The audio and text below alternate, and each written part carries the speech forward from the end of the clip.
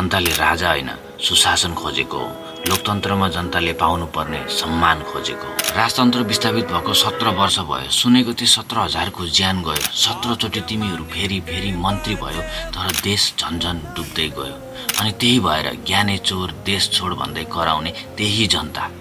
राजा आऊ देश बचाऊ भन्दैछन् त, कान खोलेर सुन त, किन यस्तो भन्दैछन् त? याद छ कि बिर्सिस, भ्रष्टाचार गर्दिन गर्न पनि दिन्न भन्थिस्। स्विजरल्यान्ड जस्तो देश बनाउँछु भन्दै कन्थिस्। भाषणले आशा देखाएर जनताको मन जितिस। सत्ता शक्ति पाएपछि तँलाई मन्त्री बनाउने त्यही जनता पिटिस। तेरो यही सामन्ती पाराले अब त सिद्धिस। साँच्चीको तिमी देशभक्त नेता भएको भए, निर्मलाले न्याय पाएको भए, समयमा मल नपाएर किसानले विष नखाएको भए, फेरि गोरखकाली जस्तो उद्योगहरू चलाएको भए, के जनता नेतासँग यसरी बिच्किन्थे?